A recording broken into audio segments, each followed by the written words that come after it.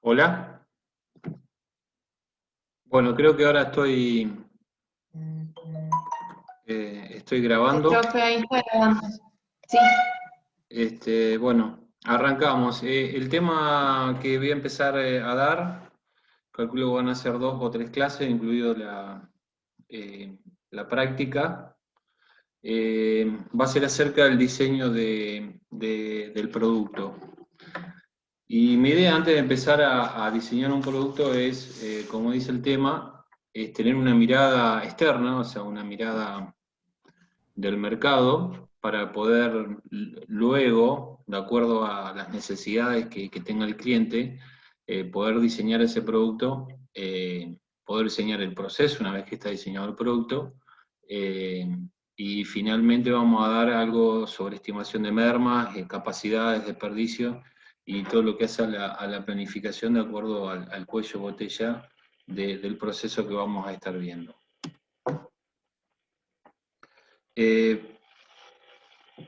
Si me tienen que interrumpir, yo prefiero que abran el micrófono y me hablen, porque no estoy viendo el chat. Hasta que aprendo a usar esto, siempre usé y estoy usando Google Meet, no esto. No tengo problema que abran el micrófono y me interrumpan. Como decía, lo primero que tenemos que ver es ver el mercado. O sea, uno lo que no tiene que hacer es enamorarse de una idea. Imagínense o pónganse en la situación de que ustedes son microemprendedores y quieren arrancar su propio negocio, y tienen una idea que les parece fantástica, pero lo importante es que sea una necesidad insatisfecha de la gente. Entonces, lo primero que tenemos que empezar a ver es mirar el mercado para ver esas necesidades insatisfechas. También tenemos que ver el mercado para ver qué tipo de barreras de ingreso y de egreso tenemos. O sea, cuán fácil es entrar, y si nos queremos retirar, con qué facilidad nos podemos retirar del mercado, produciendo un bien o un servicio. Una vez que veamos y demos una pequeña mirada de lo que es esta mirada externa hacia el mercado, tenemos que tener una propuesta de valor. O sea, ¿cuál va a ser nuestra propuesta de valor? ¿Con qué vamos a estar fuerte? ¿Con qué vamos a competir? Recién ahí podemos empezar a pensar en diseñar el producto. O sea, pues va a estar íntimamente ligado a lo que pasa afuera, a lo que pasa en el mercado, a la competencia, a los posibles sustitutos que tengamos, eh, a si tenemos que elegir unos socios claves, a nuestros proveedores, a que hayamos elegido esta propuesta de valor, y recién ahí vamos a tener todos los inputs para poder comenzar con el diseño del producto. Una vez que diseñemos el producto, recién podemos empezar a mirar lo que es instalaciones, y finalmente, teniendo las instalaciones, podemos diseñar las operaciones para optimizar en términos de calidad, de productividad, de seguridad, de medio ambiente, esta producción. En definitiva, lo que vamos a ver en el tema, la agenda, el tema 2 va a ser este círculo. ¿Me escuchan? Sí, profe. Sí, profe. Gracias. Entonces, lo primero que vamos a hablar es acerca del ciclo de vida. O sea, los productos tienen pueden estar en diferentes etapas de un ciclo de vida. Siempre un producto tiene una curva de ciclo de vida que empieza con una introducción, después crece ese producto en el mercado, tiene una cierta madurez, y finalmente está en un proceso de declinación. Entonces, de acuerdo a esto, tenemos que ver cómo funcionan las ventas, cuál es el costo por cliente, qué utilidades nos da, cuáles son los clientes que vamos a elegir, y cuál va a ser la competencia, o cuán grande o cuán fuerte puede ser esta competencia. ¿Sí? Generalmente en la introducción de un producto nuevo, disruptivo, piensen en algo, un celular nuevo que no existe, que tenga aplicaciones y tenga tecnología que ningún celular lo tiene en el mercado, o piensen en una ropa deportiva que tenga una tela especial que nos carga de energía, no sé, piensen cualquier cosa que no existe, generalmente va a ser un producto nuevo, con lo cual va a iniciar un ciclo de vida, o sea, porque no va a estar en el mercado. Generalmente al principio las ventas van a ser bajas, lógicamente porque no hay tantos adoptantes tempranos, no hay tanta gente que se anime a comprar algo totalmente nuevo. Con el correr del tiempo las ventas suben, pasan por un pico y después declinan. Esto le sucede en mayor o menor grado a cualquier producto que entra al mercado o productos que hoy están en el mercado. Y estos ciclos de vida tienen diferentes tiempos, de acuerdo a si estamos hablando de un producto para lavar la ropa o de un producto tecnológico. Lógicamente, un producto tecnológico, el ciclo lógicamente va a ser mucho más corto que un commodity, por ejemplo.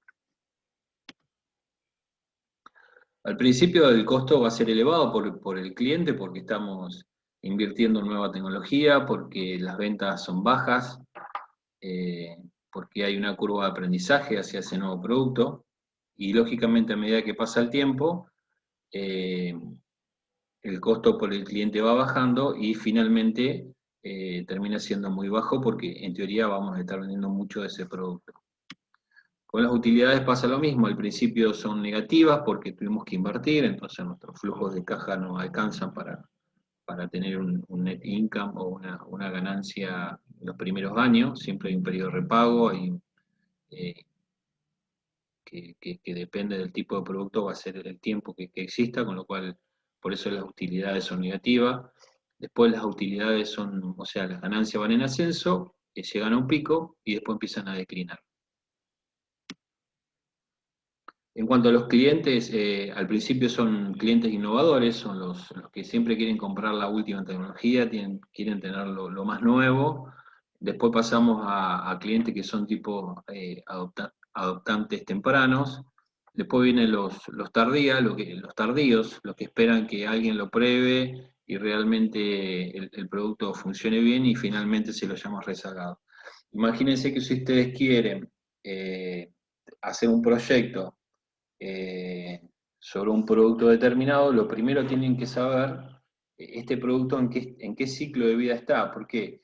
Porque nos va a decir qué nivel de venta podemos tener, qué costo podemos tener, qué nivel de utilidades podemos tener y qué tipo de cliente tenemos que segmentar. Y lo mismo pasa con la competencia. Si somos innovadores o disruptivos, al principio vamos a ser únicos, con lo cual la competencia va a ser muy poca y esta va a ir en aumento y al finalmente va a volver a disminuir porque deja de ser rentable este producto y van quedando los que realmente han optimizado su proceso. Entonces, como primera medida tenemos que entender que tiene que haber un ciclo de vida, que un producto está dentro de ese ciclo de vida y eso nos va a servir a nosotros para saber dónde posicionarnos.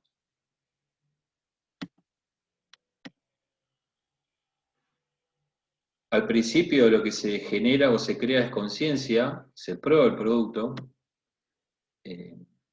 luego lo que se hace es una estrategia más de penetración, de maximizar el producto en el mercado. Después lo que se trata es la reducción de costo y maximizar utilidades, y se pelea por esa participación en el mercado porque ya hay otros competidores que están haciendo lo mismo, ya deja de ser un producto nuevo. Y finalmente se hace lo que se llama ordeñar la vaca o reducir los costos lo máximo posible porque ya la competencia desde el punto de vista de precios es más feroz.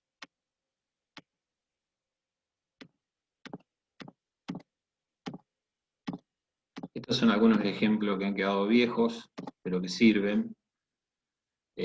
Hoy imagínense que todavía el telégrafo sigue funcionando. Hay en algunas casas algunos teléfonos fijos. Existe el teléfono celular, por ahí algún abuelo o alguna persona grande que se pierde con tanta función en un teléfono, sigue teniendo teléfonos celulares un poquito más, con menos prestaciones. Y introducción, tenemos permanentemente celulares nuevos, multipropósito, que nos ordenan la vida. Lo mismo puede pasar con una agenda, con la necesidad de agendar. Ustedes piensen esto como necesidades. La primera es una necesidad de comunicación. La segunda es una necesidad de administrar nuestro tiempo. O sea, uno cuando está pensando en meter un producto al mercado, diseñarlo, diseñar todas las instalaciones y optimizar todo el proceso de manufactura, si es un bien, mira la necesidad, bueno, en el primer caso la necesidad de comunicación, en el segundo caso la necesidad puede ser de administrarte los tiempos o organizarte. Lo mismo pasa con lo que es tejido. Hay diferentes tipos de tejido que están en diferentes momentos de este ciclo de vida, y esto es dinámico y se va moviendo. Otro ejemplo es para lavar la ropa. Antes existía el jabón blanco, que todavía está. Después apareció el jabón en polvo, después apareció el jabón en polvo que hace poca espuma. Ahora está el jabón líquido. Ahora están apareciendo jabones líquidos que se utiliza menos cantidad de agua eh, para el lavado. Inclusive aparecen jabones líquidos concentrados, de manera tal eh, de que el fabricante de este jabón no gaste en flete para transportar agua, sino lo que transporta es el concentrado, y lo que te dicen que vos en tu casa lo tenés que diluir. Entonces hasta ahora lo que vimos es que tenemos que entender que existe un ciclo de vida para cada producto y saber en qué lugar está este producto. Y tenemos que diseñar o mejorar el diseño. Después tenemos que tener una mirada más macro hacia el mercado, ¿sí? ¿Qué pasa con el contexto? Esto es muy importante porque tenemos que saber con quién vamos a competir, tenemos que saber ciertas situaciones macroeconómicas, tenemos que entender el contexto país, más en este país que el dólar sube, baja, que ahí no existen políticas anticíclicas, etcétera, con lo cual las reglas de juego pueden cambiar rápidamente. Imagínense si nosotros diseñamos un producto en el cual el 50% de nuestros ingredientes importados o todos nuestros ingredientes o partes son nacionales. Eso lo tenemos que saber para ver cuán sustentable va a ser el negocio que vamos a tener. Entonces el contexto es muy importante, el abordaje competitivo es muy importante, y cuando hablo de competencia no solamente hablo de competencia de un mismo producto. Nosotros podemos estar diseñando una golosina para vender una golosina, y no solamente el caramelo compite contra el caramelo, sino que un chico o una persona a veces en vez de comprar un caramelo compra un snack o compra una botella de gaseosa muy chiquita. O sea, hay diferentes tipos de sustitutos para cubrir las mismas necesidades, que también los tenemos que tener en cuenta. O sea, todo eso es el abordaje competitivo.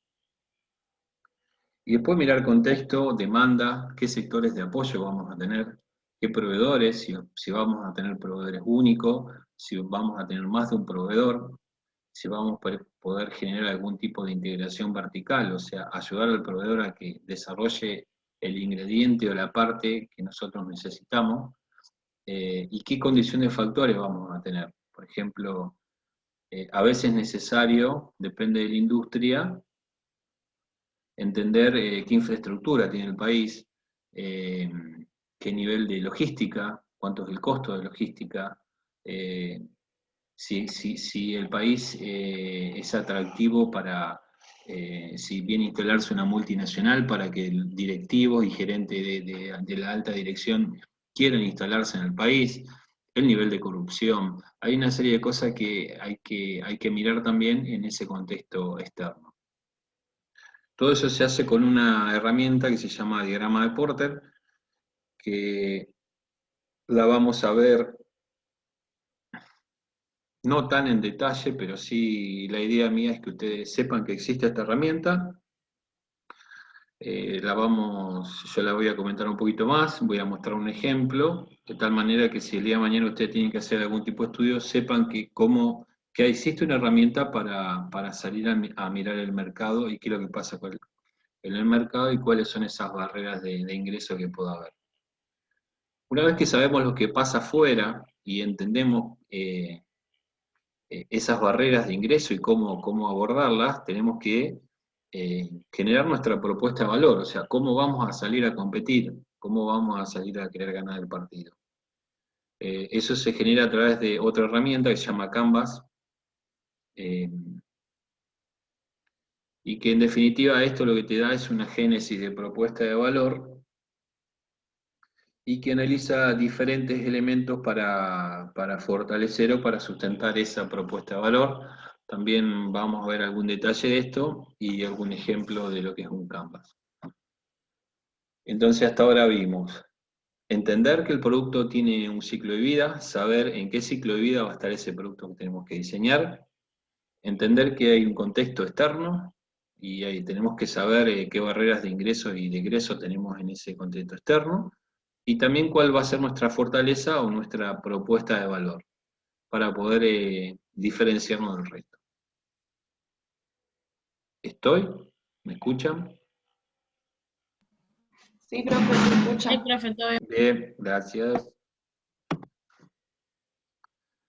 Este es un ejemplo de, ustedes cuando vean Porter o 5 fuerzas de Porter van a ver diferentes vértices. Esta es una manera de mirar el mercado externo. Después con un ejemplo van a ver 4 en vez de 5 títulos. Ahí depende de la bibliografía o depende del ejemplo, se reagrupan distinto, pero en definitiva lo que se está mirando, por ejemplo, en este caso es el grado de rivalidad.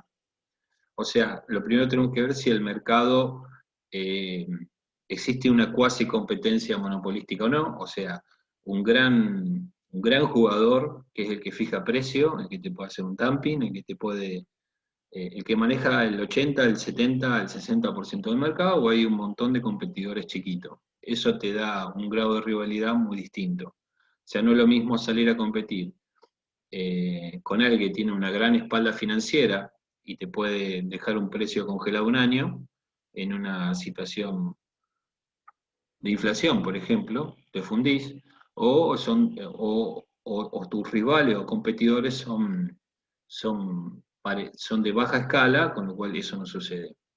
Hay que mirar el crecimiento del mercado, porque de alguna manera cuando uno, después de haber diseñado el producto, diseña las instalaciones, tiene que diseñar instalaciones de tal manera que la capacidad de esa planta o de ese servicio sea escalable. O sea, lo puede hacer en módulos, de diferentes maneras.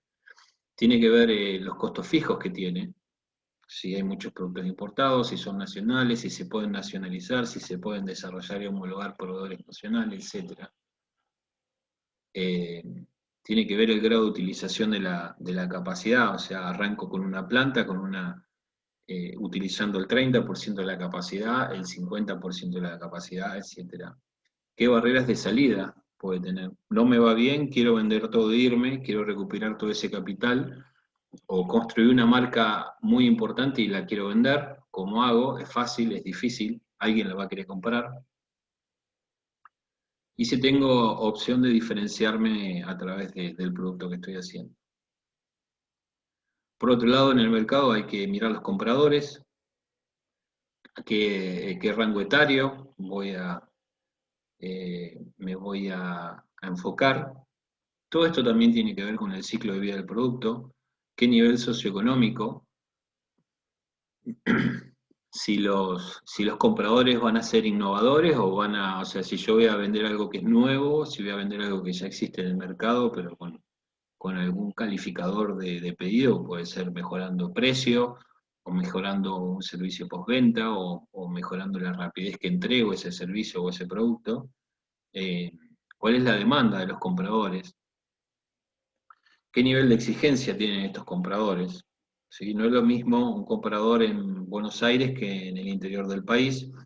Esto yo lo vivo a diario en el trabajo que hago con el famoso sistema de 0800 de reclamos. Hay gente que es mucho más exigente y se da también por zonas el nivel de exigencia de la gente. Y si existe una red cerrada o no. O sea, puedo entrar en esta red donde se comercializa este producto o no. Tengo que saber mirar los sustitutos.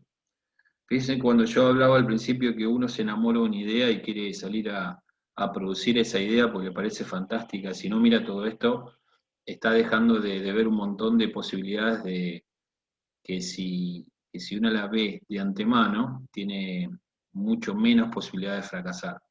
¿Sí? En este caso los sustitutos, ¿qué precio relativo tienen los sustitutos? Y cuando hablo de sustitutos no hablo del mismo producto, hablo que cubra la misma necesidad, que no es lo mismo hablar del mismo producto.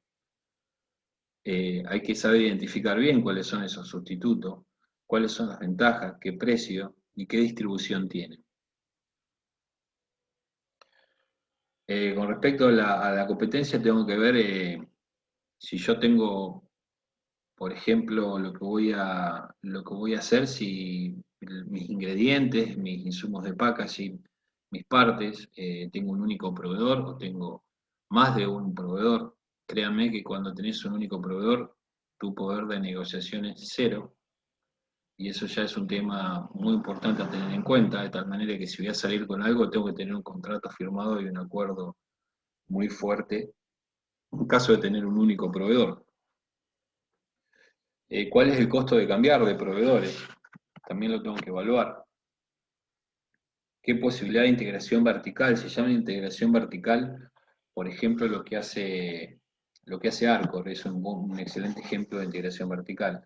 Arcor vende golosina, pero tiene fábricas de cartón, como Cartocor, tiene una planta en Paraná, tiene otra planta en Luján, pero también compra cajas de cartón a otros proveedores. Entonces, a la hora de sentarse a negociar con estos otros proveedores, puede ser Sucamor, por ejemplo, es otro proveedor que te fabrica el cartón corrugado, las cajas de cartón, al ellos tener y producir cartón, entienden el proceso, entienden la estructura de costo, entonces negocian estos costos y estos precios de otra manera, inclusive lo, eh, lo asesoran para que este proveedor mejore sus costos, e inclusive hasta le prestan plata. Eso se llama integración vertical.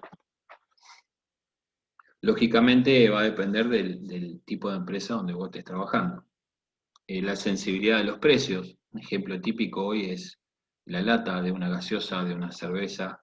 El aluminio hoy se fue por las nubes, el aluminio hace 2 años, 3 años atrás o X años atrás no era un problema, hoy es un problema, entonces hay que tener en cuenta cómo, si estos precios son muy volátiles o no. Y por último, este poder de negociación que nosotros hablábamos de, o que yo hablaba de que hay que tener con estos proveedores. Y después hay algo más más de economía de escala, o sea, lo que yo voy a producir es un commodity, lo que yo voy a producir da un alto valor agregado y necesito un gran volumen. ¿Qué necesidad de capital de trabajo voy a tener? Está muy relacionado con cómo estoy pensando en crecer. Si yo estoy pensando en crecer rápidamente, lógicamente mi capital de trabajo, voy a tener que salir a conseguir capital de trabajo para crecer rápidamente. ¿Qué represalias posibles puedo tener con los competidores? O sea, hay que tenerlo en cuenta. ¿Cuál es el contexto macroeconómico donde me estoy metiendo? Y si voy a tener algún tipo de acción positiva o negativa gubernamental. Entonces, con estos puntos o con estos títulos, el día de mañana, si tienen que hacer algún diseño de un producto porque tienen una idea de cubrir la necesidad de la gente, tienen que mirar estas cosas para tener menor posibilidad de fracaso en el emprendimiento que vayan a tener. Y cuando hablo de emprendimiento, no solamente estoy hablando, yo tengo una empresa, estoy haciendo algo para mí. Cuando uno trabaja bajo relación de dependencia permanentemente, está emprendiendo cosas nuevas en una organización, más si trabaja en un área de calidad o innovación. Entonces todas estas cosas son todos inputs que hay que tenerlos en cuenta. Una vez analizada este contexto externo, bueno, esto es un ejemplo de industria audiovisual. En este caso hay 4 cuadrantes solamente, por ejemplo, en este caso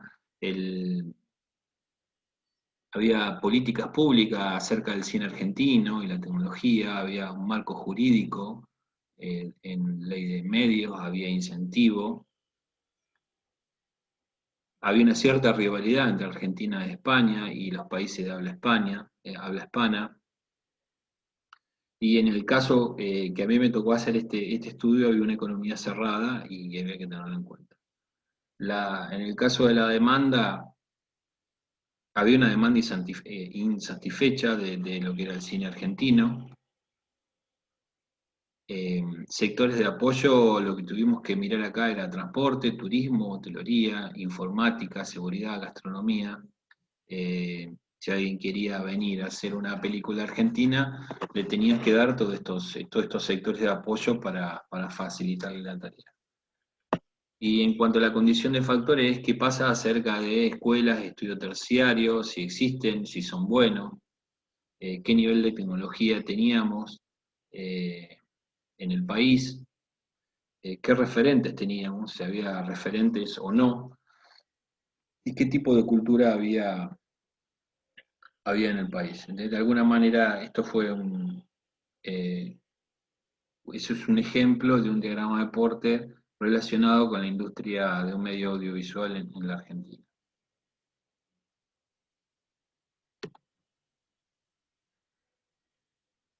Y ahora empezamos a hablar un poco de pensando para adentro. Bueno, sabemos lo que pasa afuera, entendemos cuáles son las fortalezas y debilidades o cuáles son las barreras de ingreso y por dónde uno puede ingresar más fácilmente.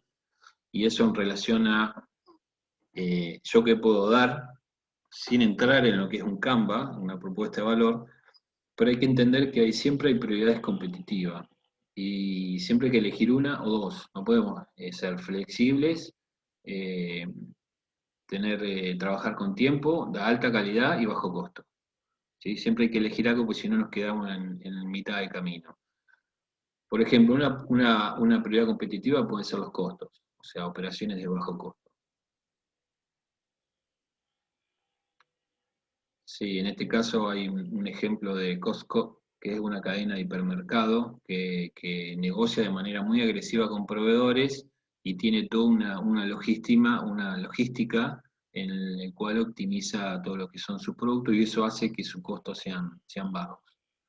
Podemos competir con calidad, y cuando hablamos de calidad, decir la mejor calidad, o sea, salir a hacer branding, a construir marca. El típico ejemplo es Rolex. Nadie va a cuestionar la calidad de un Rolex y se paga porque es Rolex, ¿sí? Y tiene una calidad extraordinaria. O bien podemos decir, tenemos una calidad uniforme.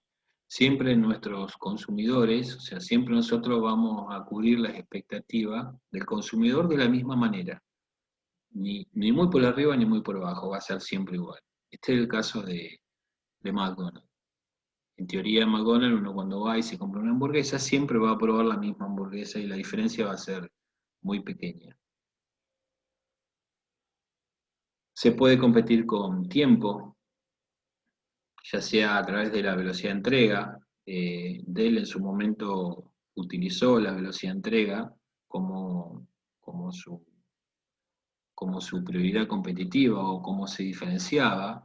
Imagínense un delivery, cuán importante es la velocidad de entrega, cuánta gente cuando pide una pizza y está en su casa, para esa persona vale mucho que no estar esperando 40 minutos, sino esperar 10 minutos y que le entreguen la pizza, el sándwich, la comida, lo que sea. Entonces, es muy importante en ese caso, por ejemplo, la velocidad de entrega o la entrega oportuna. Eh, Cuando estamos hablando de logística de entregas de grandes volúmenes o muy pesados, el hecho de tener la entrega oportuna es muy importante porque uno atrás de esa entrega está armando toda una estrategia para seguir trabajando o agregando valor a eso que va a recibir. Entonces, si te dicen un día en una hora, es muy importante que sea así, porque vos estás alquilando máquinas, estás alquilando grúas, estás alquilando una serie de cosas, y ahí la entrega oportuna es muy importante.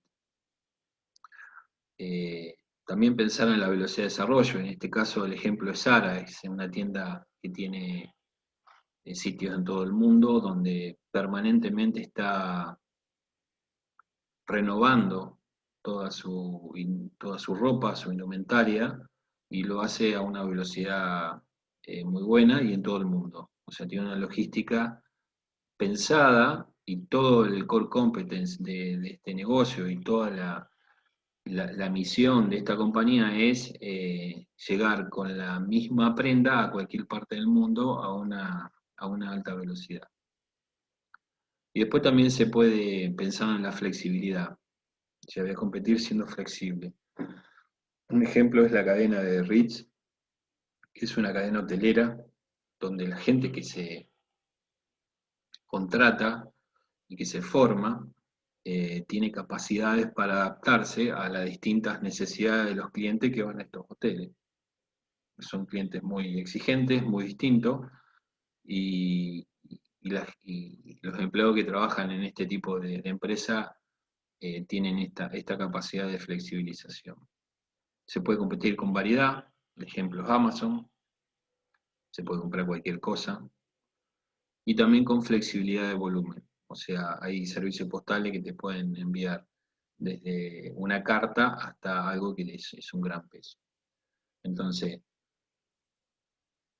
vimos el producto que tenemos que diseñar, vimos el mercado, tenemos una idea de con qué vamos a competir, si vamos a competir con calidad y de qué manera, con costo y de qué manera, con flexibilidad o con velocidad. Por ejemplo, imagínense si ustedes van y se tienen que hacer operar el corazón en un sanatorio. La verdad no le va a interesar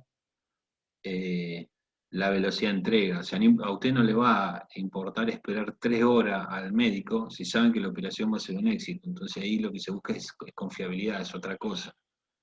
Hasta a veces cuando vamos a un restaurante, y acá hablamos del producto, pero como servicio, no como bien, a veces queremos comer muy bien y no nos importa esperar. Inclusive hay algo que yo no entiendo, que a veces veo gente esperando afuera parada en invierno para una mesa para sentarse a comer en un restaurante, cosa que no haría nunca yo, pero hay mucha gente que lo hace, y hay otros lugares donde vos te sentás, te atienden rápidamente, comés abundante, rico, pero a los 30 minutos te tenés que parar y te tenés que ir porque te dan la cuenta, la tenés que pagar y te tenés que ir porque se tiene que sentar otro.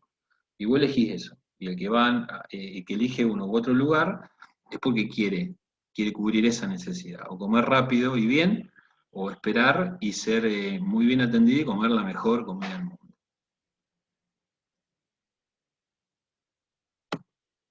Espero seguir en línea porque a veces se me corta la señal. Sí, profe, lo escuchamos. Bien, gracias. Una vez que vimos todo eso, tenemos que ver nuestra propuesta de valor. O sea, cuál va a ser qué es lo que vamos a vender, ¿sí? ¿Qué es lo que vamos a ofrecer? Generalmente la propuesta de valor también sirve, si vos tenés que salir a buscar un tipo con guita para que te financie lo que vos querés hacer, generalmente lo que se presenta es este cuadro.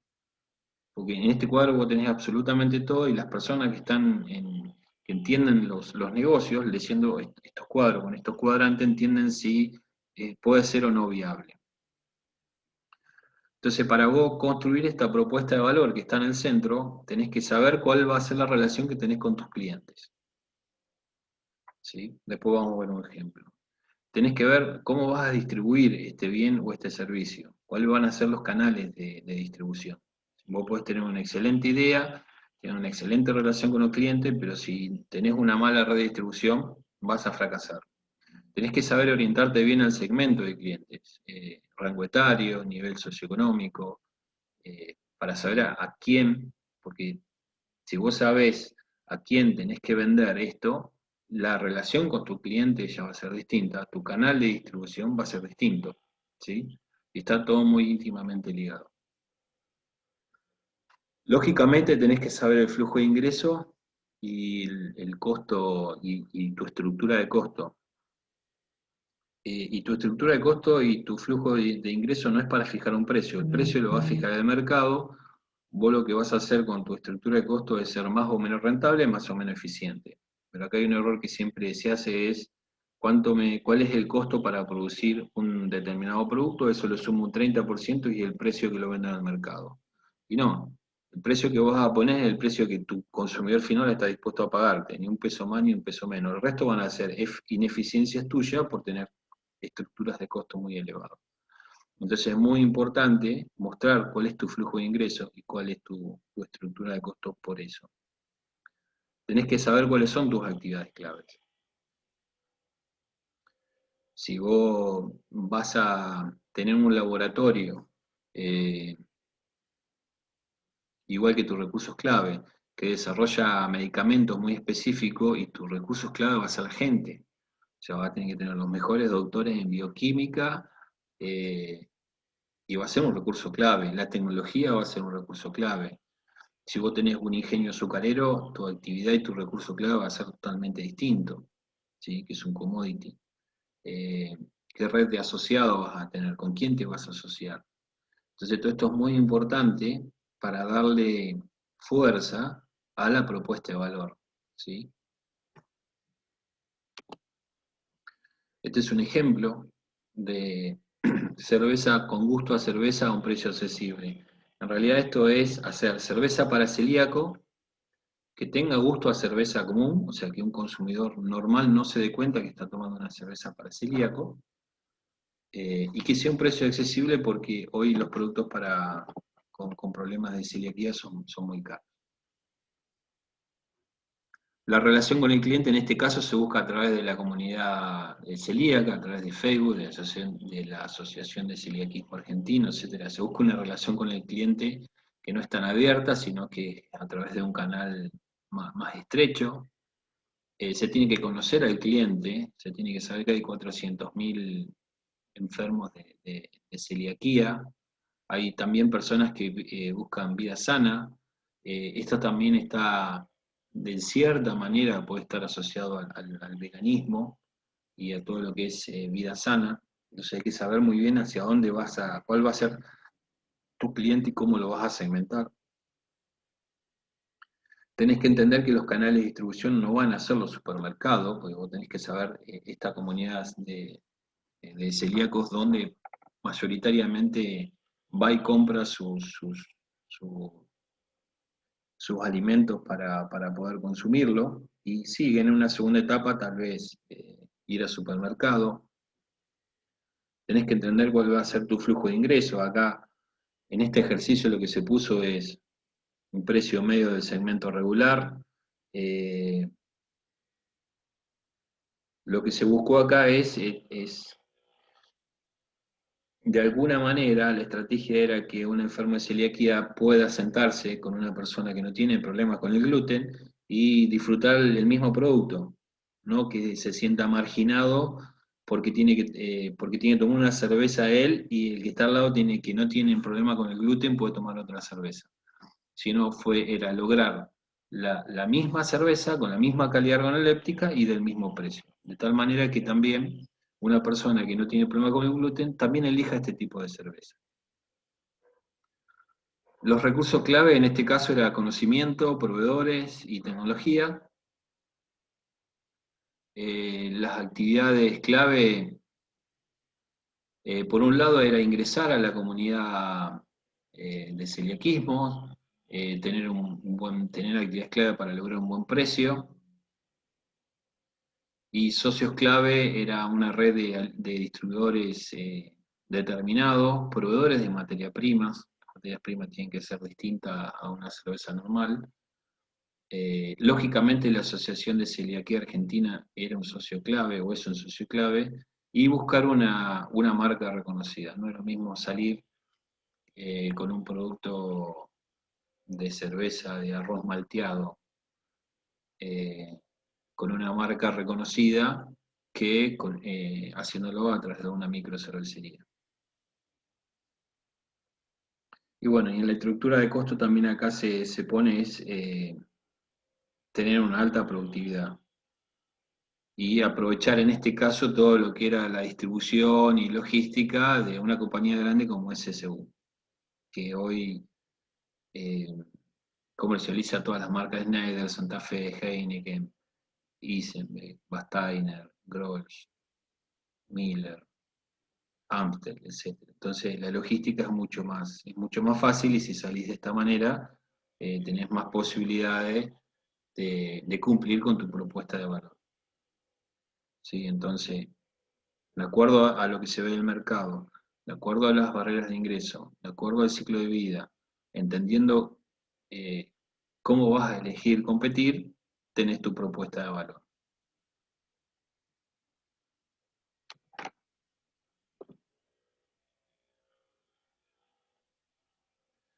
Entonces, hay una idea acerca de una necesidad de producto. Siempre piensen idea acerca de una necesidad de producto. No piensen, yo me enamoré de una idea, tengo la mejor idea, me encanta, quiero hacer esto, me parece bárbaro, pero si no hay gente que se lo quiera comprar porque esa necesidad no existe, no va a servir de mucho.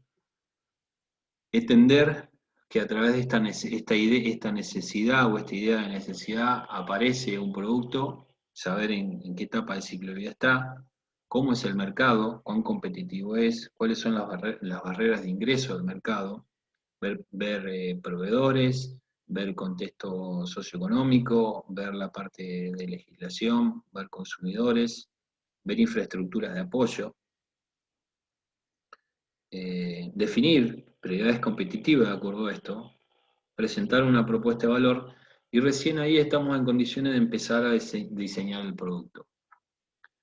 Porque, por ejemplo, ¿por qué digo esto? Vamos a un ejemplo. Si el ciclo de vida el producto que vamos a hacer está en la última etapa, donde lo que yo tengo que hacer es optimizar costo. El diseño de un producto, si yo tengo que optimizar costo, no va a ir de la mano de poner mucha mano de obra. A lo mejor va a ser mucha automatización, poca mano de obra, poco costos de logística. Entonces, eso tiene que ver con el diseño del producto también. O sea, yo puedo hacer el mismo producto con mucha gente, con poca gente, con más o menos automatización y con diferentes tipos de insumos o ingredientes o materias primas.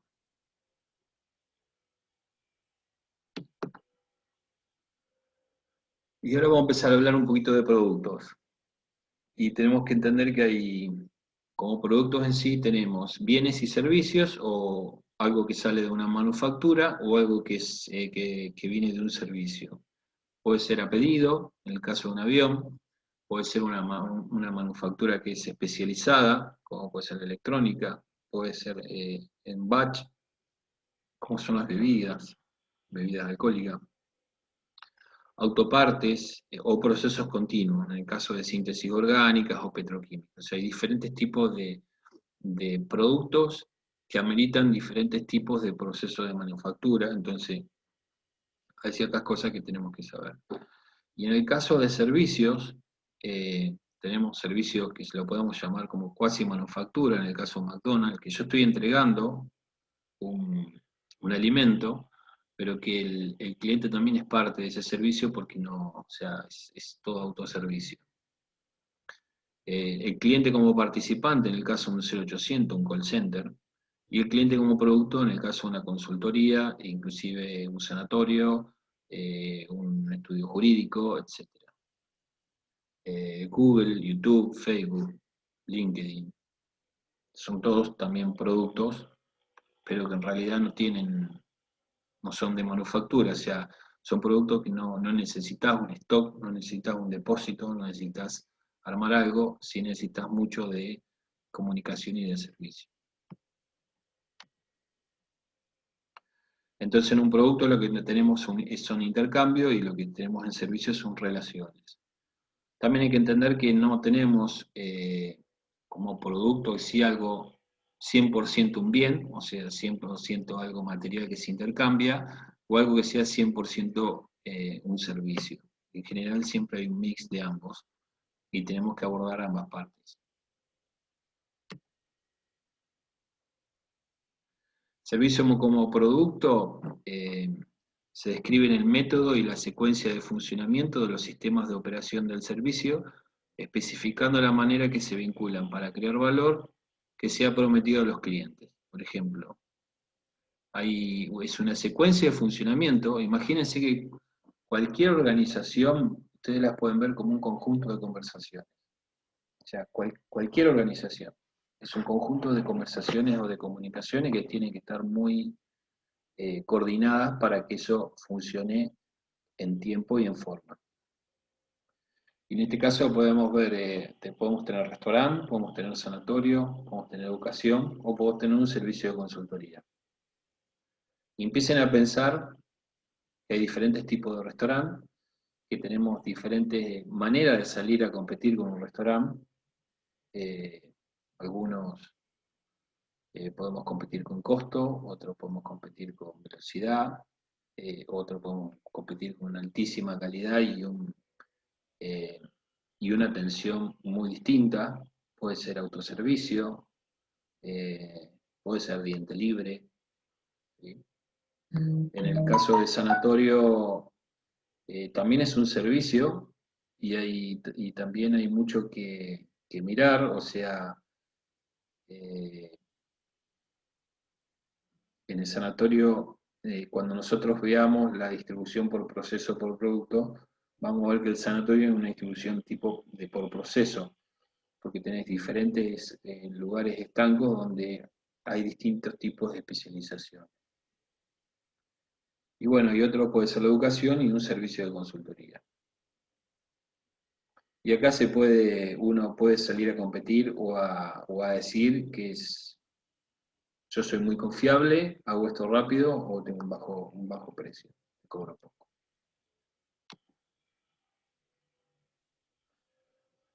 Otras diferencias genéricas entre bienes y servicios bueno, lo que hablamos, la naturaleza, el producto es un objeto, un artefacto, una cosa, el servicio es un hecho, un desempeño, un esfuerzo. Otra diferencia es la participación del cliente en el proceso de producción, ya que muchas veces los clientes se involucran activamente en ayudar a crear el producto o servicio, un restaurante, una lavandería, un estudio de arquitectura. Uno va a un estudio de arquitectura porque quiere modificar su casa o hacer su casa, el cliente es parte de todo eso porque de alguna manera ayuda al que diseña la casa, cuáles son los gustos y qué estilo de vida tiene para poder diseñar la mejor casa posible para este cliente. También se pueden categorizar de acuerdo al grado de contacto. Hace muchos años atrás, cuando uno iba al banco, hablaba con el cajero, hablaba con mucha gente del banco.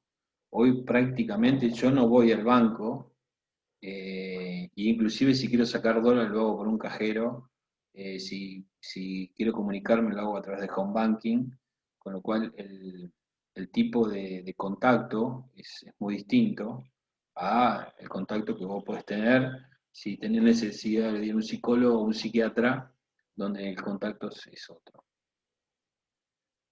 Y también las personas son parte del producto, como en el caso de la salud y la educación. Acá no hay mucho por explicar, o sea, uno empieza la escuela primaria, la secundaria, terciaria, universidad, posgrado, y uno va modificándose de acuerdo a la educación que recibe. Hay otra diferencia genérica, por ejemplo, el control de calidad. Es mucho más fácil hacer un control de calidad de un bien, porque porque tiene un peso, porque tiene un volumen, porque tiene una dimensión, porque tiene una dureza, porque si es un líquido tiene una calidad organoléptica, porque tiene una acidez, porque se puede medir, se puede hacer control estadístico de proceso y se puede trabajar con la calidad de una manera mucho más fácil si es un servicio. Ahí es más difícil tener un sistema de control de calidad. Y los sistemas de control de calidad sirven para siempre cumplir con las expectativas del consumidor. Es difícil la evaluación por parte de los clientes, o sea, es mucho más fácil calificar una silla, un automóvil, un paquete de yerba, un vino, que calificar una experiencia, porque ahí entra todo lo que es la subjetividad y no es tan medible, no es tan exacto. Entonces hay una diferencia. Y por último, también la credibilidad en cuanto a lo que es servicios legales o arreglo de una computadora. En el caso del servicio no hay inventarios. Yo, si yo para un servicio tengo una alta temporada, por ejemplo, eh, en invierno la gente se enferma más de gripe, entonces necesito más médicos. La verdad que los médicos son los mismos, yo no puedo hacer un inventario de médico, con lo cual no puedo trabajar con inventario. Sí, en alta temporada, en el caso de la sidra, por ejemplo, que prácticamente es una bebida de brindis, sabemos que el 80% de la sidra eh, se vende 3-4 meses al año. Yo durante todo el año puedo estar produciendo, generando stock para vender esos 3-4 meses al año. En el caso de un servicio, eso no es posible. La importancia del tiempo en un servicio. Lo que vos estás dando es tiempo. ¿Sí? Y hay que usarlo de la mejor manera posible, sobre todo en todo lo que es 0800. Ahí el tiempo se mide por llamada, y es una manera de tener un control de calidad. Y los canales de distribución, lógicamente, son distintos. Uno es mucho más virtual, está mucho más de moda ahora, con todos nuestros problemas de pandemia que estamos atravesando, y el otro es más físico. O sea, son canales de distribución totalmente distintos. Cuando hablamos de servicio, los datos de desempeño son muy limitados. Cuando uno quiere hacer benchmarking, por ejemplo, de una industria que manufactura autos, bebidas, alimentos, en la nube tiene un montón de datos y puede hacer benchmarking, o sea, buscar los mejores indicadores clave de desempeño y poder compararse y saber cuán lejos está de los mejores para poder definir metas, planes de acción y trabajar para alcanzar esos mejores, que lógicamente esos mejores son los que ganan más plata. En el caso de servicios, no hay datos de desempeño. Es muy difícil encontrar datos de desempeño. ¿Cómo hacemos para determinar costos y fijar precios? También uno puede ir al supermercado y ver los precios en góndola de lo que se le ocurre. Ahora, ¿cómo hace para saber? Es más difícil conocer los precios o los aranceles de un servicio. ¿Sí? No es que no se pueda, pero es más complejo. En general los servicios no son uno solo, uno cuando brinda un servicio está dando una serie de cosas. Eh, en un restaurante es aparte que te den la comida, que te la den caliente, que te atiendan bien, que te cobren bien, que sean rápidos. Hay una serie de cosas. La asepsia del lugar o la asepsia de la persona que te atiende, o sea, está dando muchos servicios, no uno solo. Las personas y las instalaciones de la oferta son parte del servicio, un poco lo que veníamos hablando. La relación del cliente con el servicio es particular, es uno a uno, no todos los clientes son iguales, con lo cual tiene que haber una adaptación en cada caso. Y lógicamente lo que hablaba hoy, hay serios problemas a veces en ajustar y administrar la demanda al nivel de la capacidad.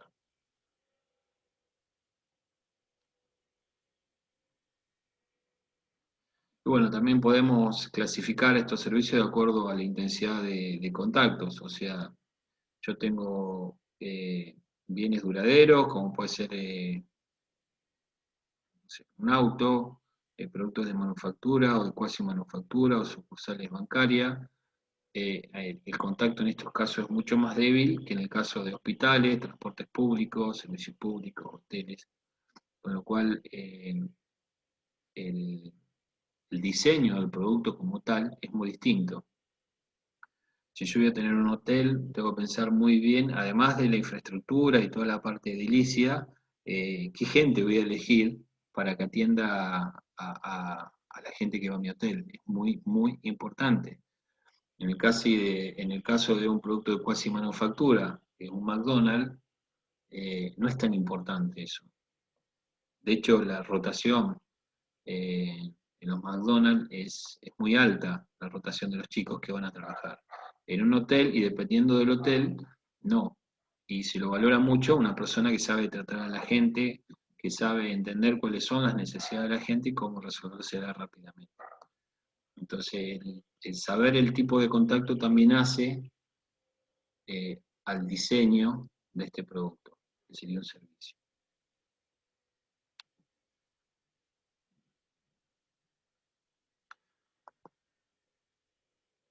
Y también se puede clasificar de acuerdo a su grado de tangibilidad, o sea, de su materiabilidad.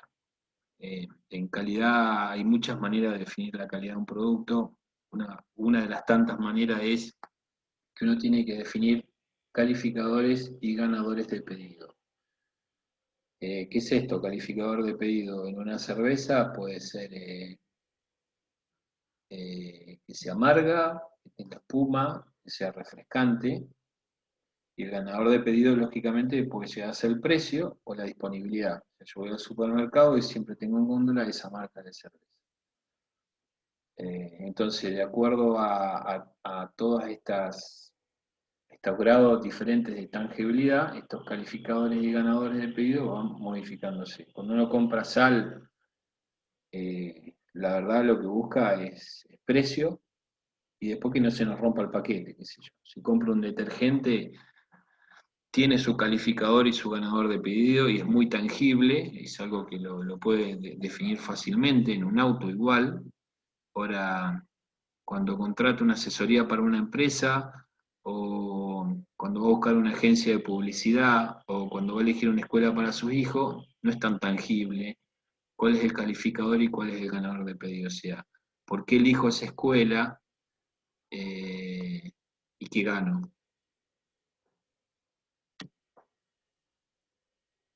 Entonces, para diseñar un servicio, tenemos que tener en cuenta, sea el servicio que ustedes piensen en este momento, cualquiera, qué grado de contacto vamos a tener, qué precio vamos a fijar, qué nivel de espera vamos a tener,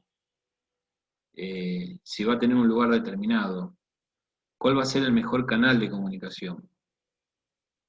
Sí, hay muchísimos canales virtuales de comunicación, inclusive no solamente virtuales, sino a través de revistas especializadas o programas de radio especializados o programas de televisión especializadas, si vamos a usar e-commerce o no, qué nivel de satisfacción queremos, qué tipo de formación de empleado vamos a necesitar, cuál va a ser la participación de nuestro cliente, eso lo tenemos que tener bien claro también, cuál va a ser el canal de distribución, cuál va a ser el nivel de accesibilidad, qué alcance va a tener este servicio. Vamos a tener que hacer un diagrama de proceso. Y por último, definir algún tipo de indicador de eficacia, de calidad y de eficiencia del tiempo. Y si vamos a brindar un único servicio o va a ser más de uno. Gente, acá hasta ahora me están escuchando, ¿van bien? Sí, profe, todo bien. Sí, Pues profe. yo le Sí, estoy profe, hablando, todo bien. le estoy hablando en una pantalla, es algo que no, ni siquiera les puedo ver la cara porque somos muchos. Si queremos diseñar un producto, ya es mucho más tangible. Vamos a necesitar tener un plano.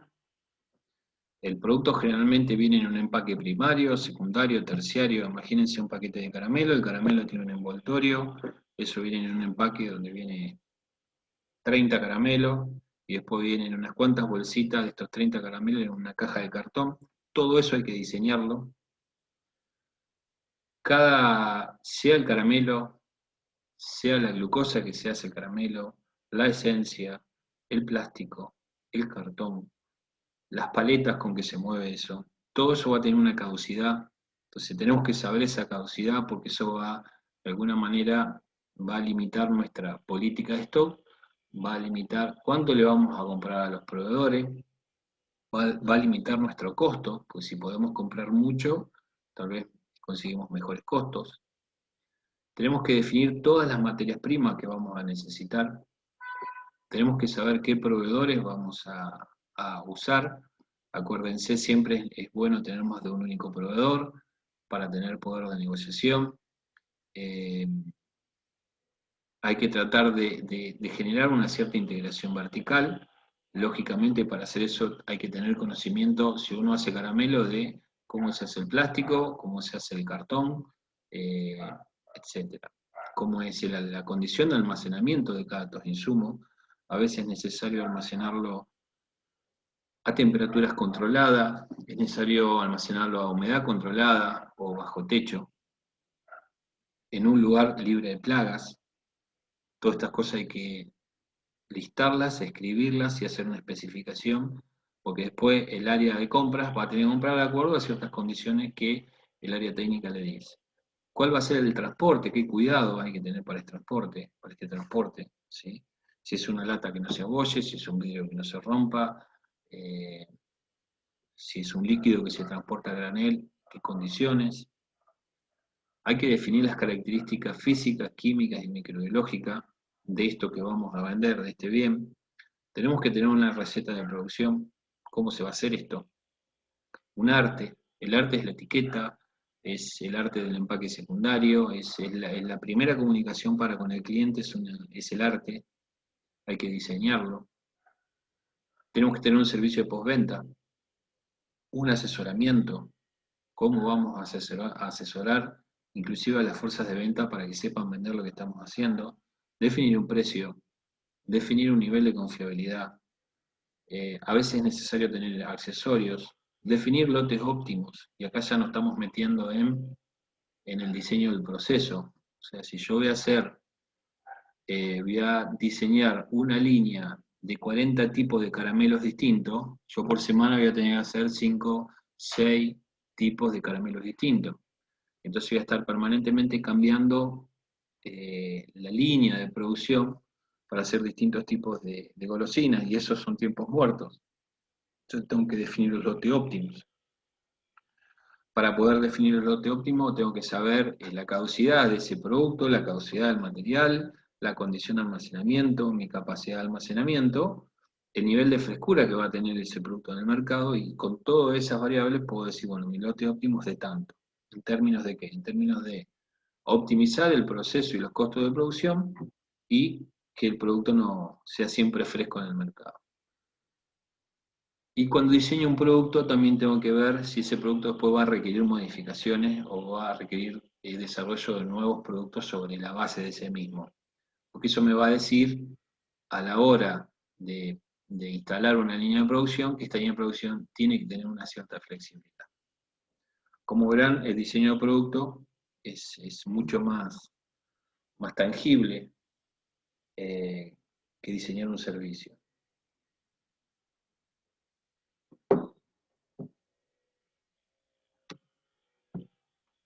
Estos son ejemplos, esto es un plano de botella, tiene que estar todo especificado, diámetros, altura, ángulo, espesores, presiones, resistencia de presión interna, cómo es el pico, el color del vidrio, o sea, tiene que estar todo especificado. Es un producto terminado, una cerveza, tiene una serie de parámetros que tiene que tener un máximo, un mínimo, un valor objetivo. Ustedes ven ahí un PL en la columna clasificación, eso significa si el parámetro tiene que ser de liberación o no. O sea, cuando yo diseño un producto, tengo que asegurarme, por ejemplo, si mi estrategia fue siempre cumplir con las expectativas del consumidor y darle siempre el mismo producto, tengo que definir cuáles son variables críticas y cuál de esas variables críticas es pasa o no pasa. O sea, si hay algo que está mal, no pasa. O sea, no se vende, no se despacha y no se libera. Entonces, esto hace también el diseño de un producto. En este caso es una bebida alcohólica. Para cualquier producto alimenticio es exactamente lo mismo. Imagínense para un auto la cantidad de parámetros que uno tiene que especificar y cumplir. Lo mismo pasa con la frescura, o sea, yo tengo un producto y quiero saber cuánto tiempo ese producto puede estar en el mercado. Llámese industria láctea, panificación, vino, whisky, cerveza. La panificación más de 15 días no puede estar en el mercado. Imagínense que pan Fargo, con no sé cuántas plantas tiene, pero no van a encontrar un paquete de pan Fargo de más de 15 días, y los tipos tienen una logística que distribuyen a todo el país y mantienen el producto con menos de 15 días, 10 días, porque se degrada rápidamente. No pasa lo mismo con un vino, no pasa lo mismo con un whisky, y en el caso de cerveza o gaseosa es algo intermedio. O sea, nosotros tenemos que, cuando diseñamos el producto, decir, este producto puede estar en la calle tanto tiempo, puede estar tanto tiempo en un distribuidor, puede estar tanto tiempo en un punto de venta, y el consumidor lo tiene que tomar antes de una determinada cantidad de días.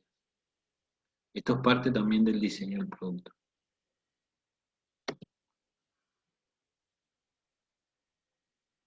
Hay un montón de ingredientes, de materias primas, de partes que se utilizan en el proceso de manufactura para llegar al producto terminado. Todos estos productos hay que listarlos. Cada producto tiene su especificación, así como el producto final. Qué sé yo, a ver. Estos son dos productos viejos, pero cualquiera de todos estos productos tiene que tener el proveedor, tiene que ser aprobado, tiene que tener una política de almacenamiento, no más de 12 meses, tiene que ser almacenado en un lugar fresco, en algunos casos a 4 grados, en otro caso con humedad de menos del 50%, tiene que tener parámetros físico-químicos determinados, o sea, insisto, cuando diseño la cerveza tengo que diseñar las especificaciones de todos estos materiales que en algún momento se van a usar para hacer cerveza. También es parte de diseñar el producto. Y el producto tiene una estructura. Ustedes ahí pueden ver una botella con una etiqueta y una tapa. Eso se llama envase primario. Eso va en un six-pack o en un wrap. Tiene 6 botellitas. Eso se llama envase secundario. 4 o 6 wraps de esto van en una caja. Eso se llama empaque terciario. Y todo eso se paletiza y se envuelve con un stretch film. Y abajo ustedes pueden ver una paleta de madera. Todo eso es la estructura del producto. Y hay que diseñar absolutamente todo esto.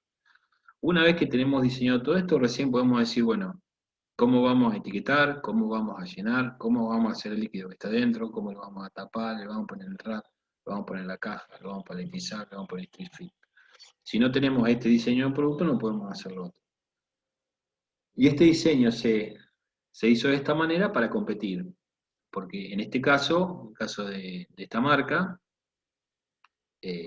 se compite con una imagen de calidad muy fuerte, entonces se utilizan materiales, en ese momento se utilizaban materiales que eran de cartón, no era termocontraíble, con etiquetas, con algo que se llama papel cervecero, con una impresión que tiene que ser hueco grabado y no por otro tipo de impresión, que le da otra carga de tinta y otro aspecto. O sea, hay una serie de cosas que está todo definido. Y es parte de la estrategia de salir con este producto al mercado. Para terminar, lo que yo hoy quería mostrarles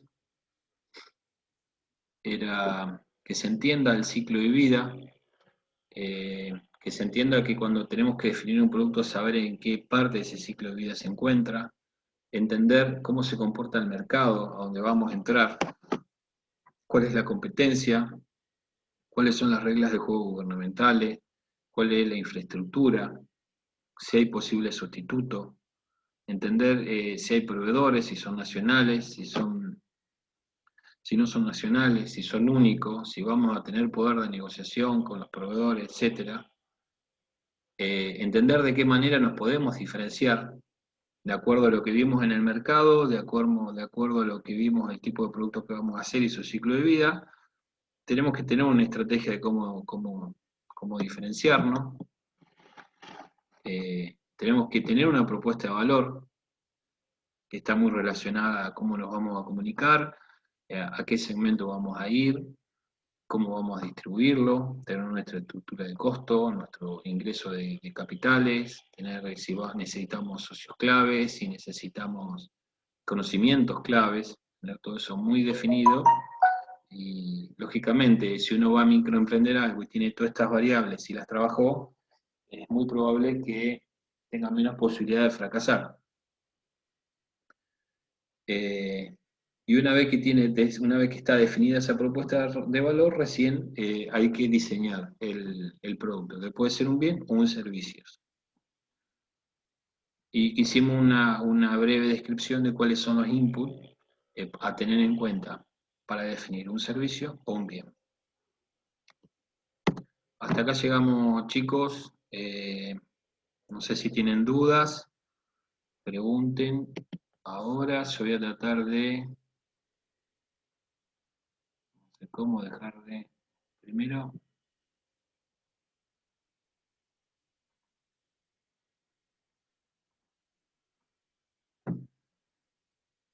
Dejar de grabar. Y bueno, si tienen alguna duda, a disposición.